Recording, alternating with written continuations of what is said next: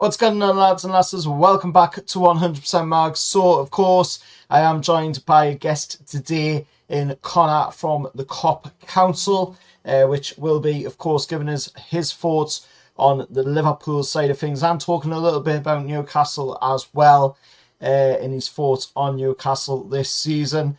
But without further ado, let's get into, of course, the preview for the game against Liverpool tomorrow night. 8:15 kickoff down at Anfield, and it's going to be live on TNT Sport. Now, this is a ground where we have not won at since, of course, November of 1995. Steve Watson scoring a goal in the League Cup, of course, back then. It's been 29 games since Newcastle United last won down at Anfield, so it has been a while, and of course in that time we haven't picked up a win in the Premier League. Obviously, we've had 5 draws, 23 losses. So when you look at it from a Newcastle perspective, this is a ground where we don't have the best of luck. And over the years, we've had some very tough games down at Anfield against Liverpool, and this one is going to be a similar situation once again. It's going to be a tough game. We're going to have to go in there with the right mentality to start things off. We can't be doing what we did against Man City in the game recently, of course, where we went in and we just, sat back, allowed Man City to come out with, and it just didn't work. It just was not the right mentality to go in with. It wasn't the right way to set up the team for the game. And Eddie said it in a press conference himself today, that, Newcastle's got to play the perfect game. And I fully agree. We've got to go in there with the right mentality. We've got to go in there looking to come away from Anfield with 3 points in the bag, or even a point in the bag.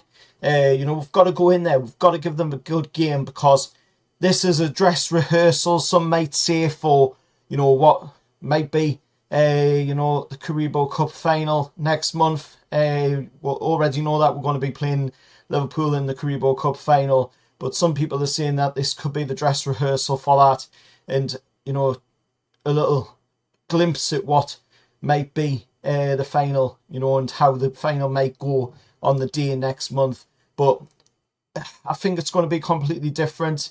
Eddie's obviously going to go with a different mindset in both games, but the main focus is that we go in with the mindset to come away from Anfield knowing that we've done our best, knowing that we've went there and given it our all in this game against Liverpool. Liverpool are doing really, really well this season under Arne Slot. Better than I thought they would have done, to be honest. I had them about, I think, 4th or 5th in the league.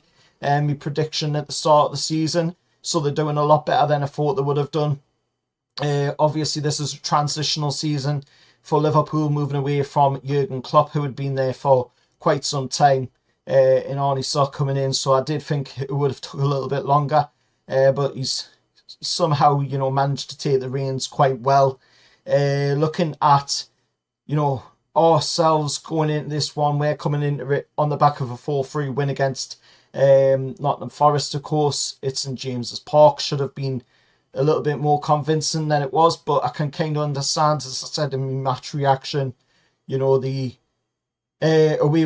way we approached the second half of the game, taking the foot off the gas a little bit, because we wanted to keep our energy levels up for this game against Liverpool and the game coming up, of course, after this, which is against Brighton in the FA Cup, a chance for to get into the quarterfinals of the FA Cup if we beat Brighton, of course, which that game's at St James's Park. But looking at the team news, Eddie gave another bit of a boost in the conference today by coming out and saying, Sandy is looking fine. He's anticipating that he will be fully fit for Wednesday, so we know that, Sandy's going to be ready for Wednesday.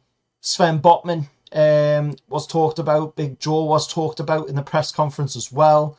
And from what Eddie said, it sounds really, really positive. It's a massive boost if it, of course, is true as well, which it's coming from Eddie, so it's got to be true. But he's saying Sven Botman is improving quickly. He will see if he makes the game or not. He will be close on selection for the game tomorrow. And the same for Big Joe as well. Is really improving, doing really well, pushing again. He is close. That is what Eddie was saying in his press conference today, going into this game tomorrow down at Anfield. Looking at the match officials for this game, it's going to be a Manchester contingent for the game. Fourth time this season, we will see Chris Kavanagh, just 30 minutes up the road from the Etihad, in as the official for this game. And on VAR duty, we will be seeing our referee from the FA Cup last round, of course, against Birmingham City. It's St Andrews, when, of course, we had Matt Donoghue as the referee. Well, Matt Donoghue is going to be the VAR for this one, from the Greater Manchester area, just like Chris Kavanagh. So it is a Manchester contingent on the officiating side of things. Hopefully they don't have to get involved in the game too much, or hopefully they don't involve themselves in the game too much, like we're seeing with Andy Madley in the reverse of this fixture at St James's Park, when he blew the whistle very early, when there was still a chance for us to get a goal, with breaking away in the dying minutes of the game. Still plenty of time on the clock, and he blew the whistle, stopping us from literally winning the game. But looking at key stats, Alexander Isak is 1 goal away from becoming the first Newcastle player to score 20 plus PL goals in consecutive seasons. That is an impressive feat. And if Newcastle can pick up the 3 points in the game tomorrow down at Anfield, it will be our 150th Premier League away victory as well. And looking at the players to watch going into this one, looking on the Liverpool side of things, we need to be obviously keeping an eye on Mo Salah. For me, if we can close out the game with Mo Salah, we can close Salah out of the game, focus on keeping him out of the play, cutting off the passing lanes to him. I think we've got every chance of coming away from Anfield with all 3 points in the bag. I mean, he seems to be the player that they're targeting the most this season. He's scoring the goals for them. He's getting the assists for them. He seems to be their man. It seems to be a one-man team, Liverpool this season, and everything is going through Mo Salah. So if we can keep Mo Salah out of the game tomorrow night down at Anfield, then I think we will have every chance of coming away from Anfield with the whole 3 points in the bag. For us, player to watch going into the game, obviously Alexander Isak, but then there's others as well, like Anthony Gordon. When you hear the news that Connor Bradley for Liverpool is going to be out injured for the rest of the season, and it looks like Arnold is going to be, of course, playing at that right back position. We know what Anthony Gordon's like against Arnold down that left flank. So it's going to be an interesting one. But anyway, let's head over to Connor from the COP Council and see what he has to say on the Liverpool side, and hear his thoughts on Newcastle this season as well. Big up, Carl. Thank you very much for asking me to come on and give my thoughts on Newcastle, or Liverpool v Newcastle. Hopefully everyone else is having a fantastic day, but I think it'll be a tough game. I think Liverpool, especially after coming off that win against Manchester City, a very dominant win, even though we had no possession of the ball really. But of course, it will be a very, very tough game against Newcastle. Speaking on them, first of all, I think Newcastle and Eddie Howe have done a really, really good job ever since he's been at the football club. Obviously, you've experienced Champions League football already, obviously with, playing in big games like PSG, home and away, and so on as well. And obviously this season, Newcastle are back in the mix. Of course, key players of that is, you look at Alexander Isak, you look at Anthony Gordon. I think Newcastle's midfield as well, when fully fit, I think is up there, one of the best in the league. I think, when you've got Joe Linton, Bruno Guimaraes and of course Tonali in there, and I think that's one of the most physical midfields out there in terms of, again, just the pure physicality of them. I think are very, very top in terms of the Premier League. But I think one man in particular, I think looking at a selfish point in terms of a Liverpool point of view, of course, is Alexander Isak. I think he's been absolutely excellent for you guys since coming into the Premier League. I think obviously the one downer of him has been injuries. Of course, the actual playing ability of Alexander Isak has been very, very good, hasn't it?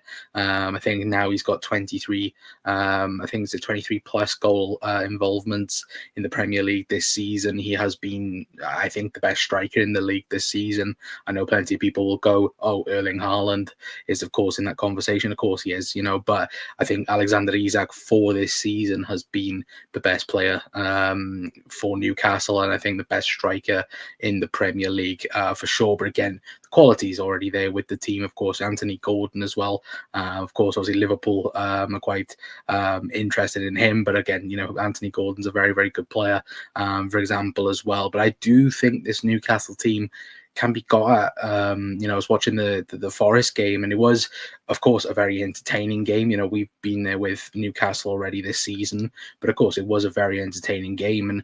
And even that Forest game, you look at, there were spells in that game when Newcastle, looked like they were going to run away with it at times, but somehow didn't manage to do that. And I don't know whether or not, if that had something to do with maybe concentration with Newcastle as well. Of course, the game with us, Newcastle were the better team in the first half, in particular, but the concentration levels, going deeper into the second half, obviously our away game at St James's Park, that for me was probably the most entertaining game of the Premier League so far this season. But I do think, again, Newcastle, if they were to add maybe one or two at the back potentially, I know obviously left back and right back are pretty much sorted with Livramento and obviously Hall, but I do think it's centre back. Newcastle I think are a bit weak there. I think looking at it, if they was to add maybe a goalkeeper and centre halves, I think Newcastle could potentially become that team that is consistently being in contention of the Champions League. Obviously, considering that fifth place now is more or less guaranteed to be Champions League football as well. But I do think Newcastle are, like I said, a very, very good team, a team that can make you suffer if you don't take them serious. I think on the Liverpool side of things, we will be taking Newcastle very seriously. Of course, it is a dress rehearsal of the Carabao Cup final, but of course, for us, us going on to hopefully claim our 20th league title, of course, Arne Slot's first league title for Liverpool, of course. And would anybody have expected this at the start of the season? I think looking at rival fans and rival supporters, I think many people didn't give Liverpool a chance at all in this title race. And yeah, somehow Liverpool are top of the Premier League by 11 points. And I think obviously that comes down to, one man in particular, Mohamed Salah, for me at the moment is the best player in the world. I think him, Virgil van Dijk, them two especially have been immense for Liverpool this season. Obviously with Ryan Gravenberch, Alexis McAllister also involved in that.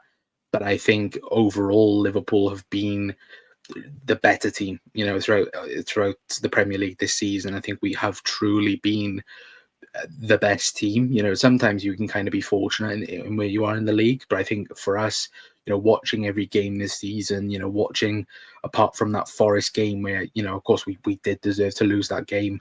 You could even say potentially in the Chelsea game at home, Liverpool were a bit fortunate to win that game. But I feel like this season in particular, Arne Slot's had an answer for everything. Like every question we've had, every difficult moment Liverpool have had this season, he's had some sort of solution to it, whether of course that changing things at half time, changing things in game.